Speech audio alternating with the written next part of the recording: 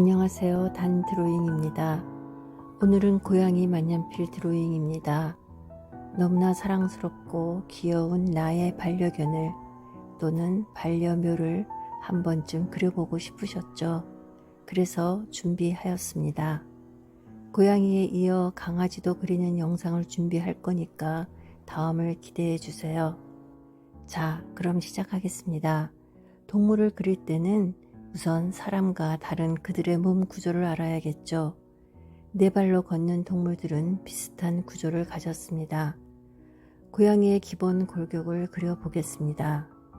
간단한 구조만 이해하신다면 훨씬 쉽게 그리실 수 있어요. 사진처럼 앉은 고양이를 예로 그렸습니다. 이제는 각각 그리는 방법을 그려보겠습니다. 고양이의 얼굴 그리는 방법이에요. 동그라미를 4등분으로 하여 눈을 정 가운데에 그어주고 코는 그 아래의 중간에, 입은 또 그 아래의 중간에 그려줍니다. 그리고는 얼굴을 오각형으로 둥그렇게 그어주면 고양이 얼굴이 됩니다. 귀는 얼굴 크기에 비해 큰 편이며 빳빳하게 세워져 있습니다. 귀의 두께를 표현해주고 안쪽에 그림자를 표현합니다. 안구는 동그랗게 생겼으니까 원을 생각하며 그려줄 겁니다. 사선을 긋고 타원을 그려줍니다.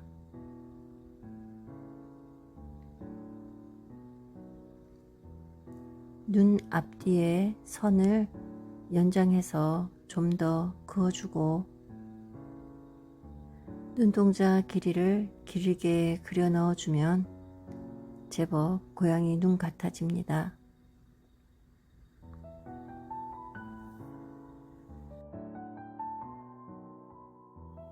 코를 그릴 때는 삼각형을 떠올리세요.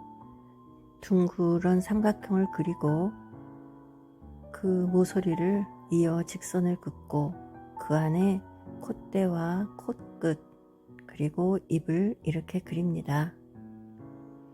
보조선을 빼고 다시 그려보겠습니다.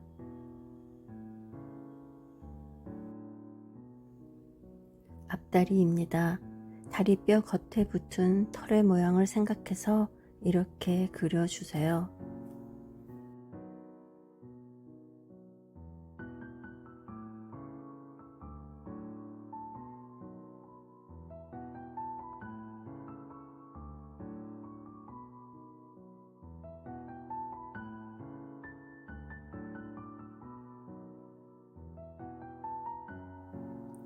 그리고 털 그리기입니다.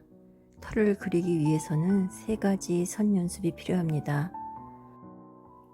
첫 번째 선 연습은 둥그렇게 삐치는 선을 길이를 불규칙하게, 간격도 불규칙하게 그어주는 겁니다.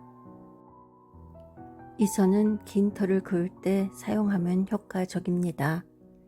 길게도 그어보고 짧게도 그어보세요.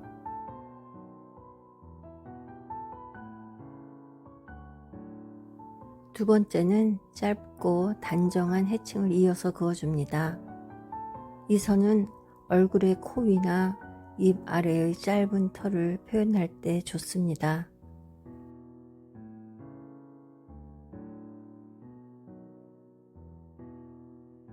세 번째는 길고 구부러진 선을 긋고 떼었다가 이어주는 방법입니다. 이 선은 털이 수북한 동물의 전체적인 몸의 모양을 그릴 때 사용하면 좋습니다.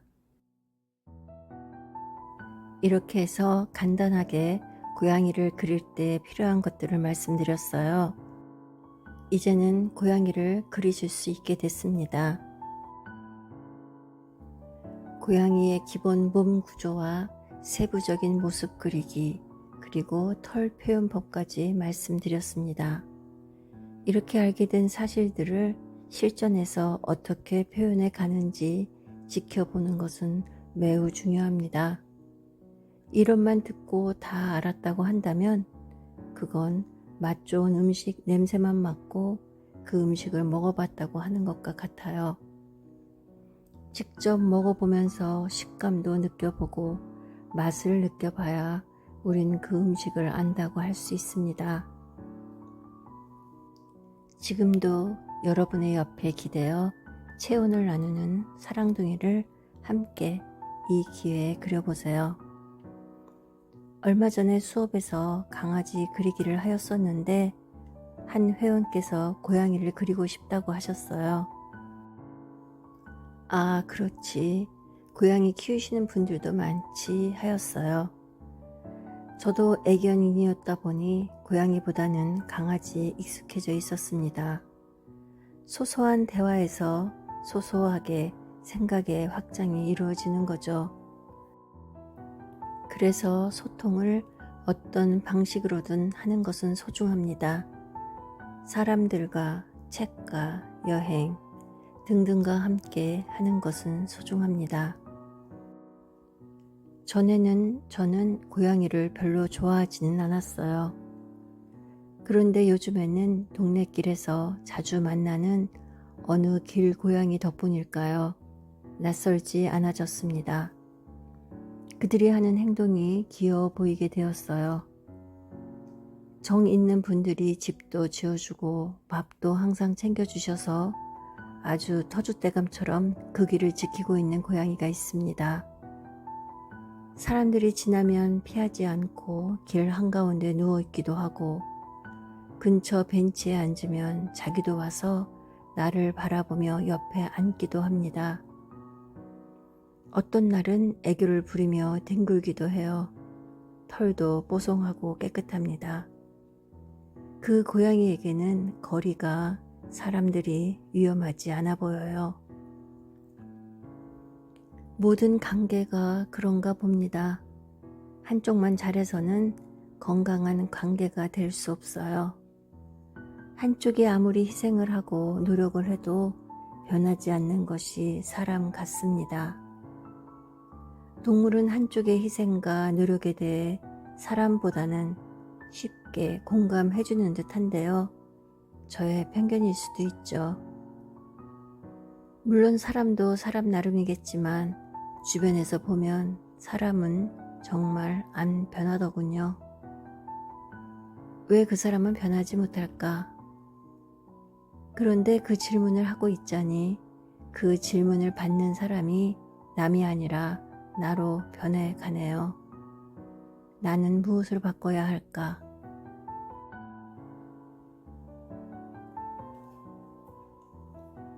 남을 변하게 하려고 그동안 쏟아부었던 매 순간의 열정을, 남을 변하게 하고 싶어서 그동안 애태웠던 감정을 나에게 바쳤더라면,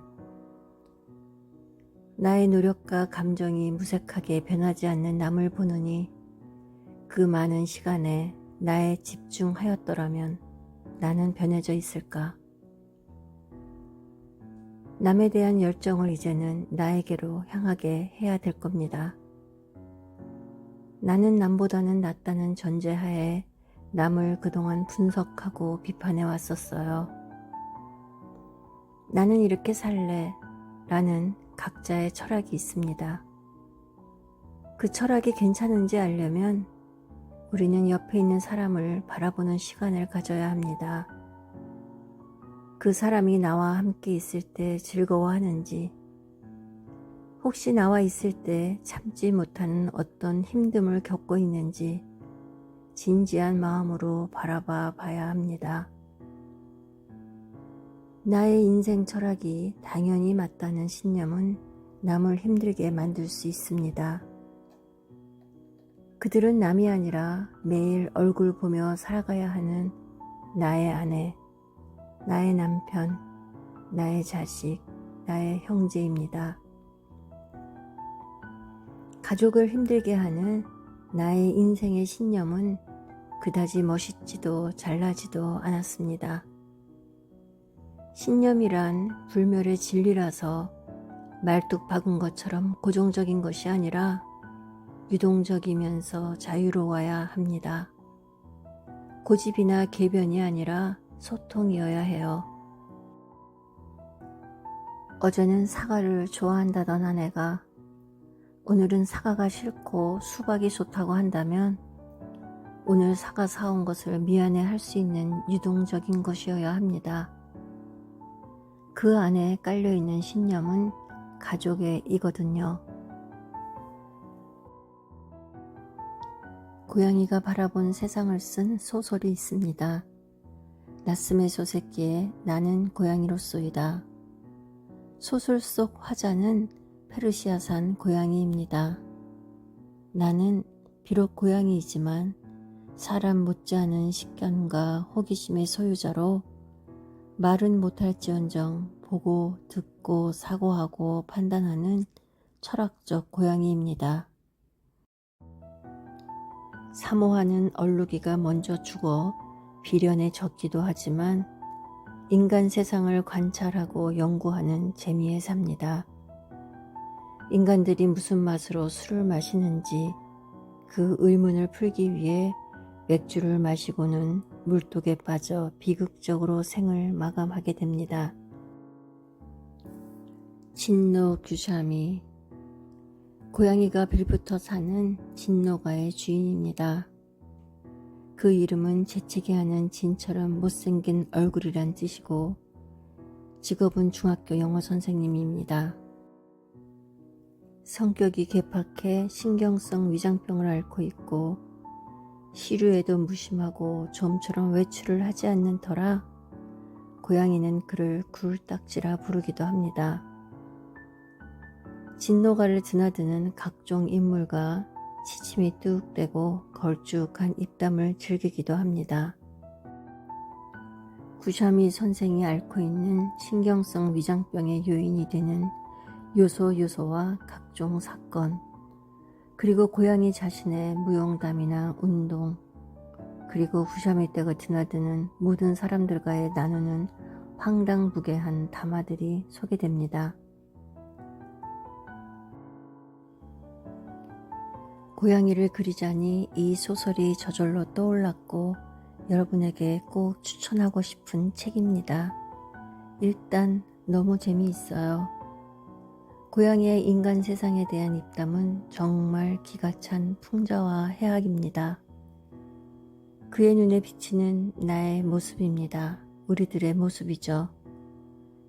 마지막에 물 항아리에 빠져서 발버둥을 치다가 숨막히는 괴로운 상황에서 이렇게 말합니다. 이런 곤욕을 치르는 것은 항아리 위로 올라가고 싶은 바람 때문이다. 올라가고 싶은 마음은 굴뚝 같지만 그래봐야 올라갈 수 없을 게 뻔하다. 이제 그만하자. 될 대로 되어도 상관없다. 삐직삐직 긁어대는 일은 이제 그만하자. 나는 죽는다 죽어. 이 평온함을 얻는다. 기쁜지고 기쁜지고. 그렇게 발버둥 치다가 드디어 깨닫고는 평온해지기로 하는 고양이의 자세에서 내 자신의 그동안의 노력들이 허탈해집니다. 그러나 허탈로 마무리 짓지 말라고 고양이는 말해주는군요. 이런 글을 읽으며 변화되어가는 자신을, 우리를 체험해 가길 바랍니다. 오늘도 함께 해주셔서 고맙습니다. 다음 영상에서 또 봬요.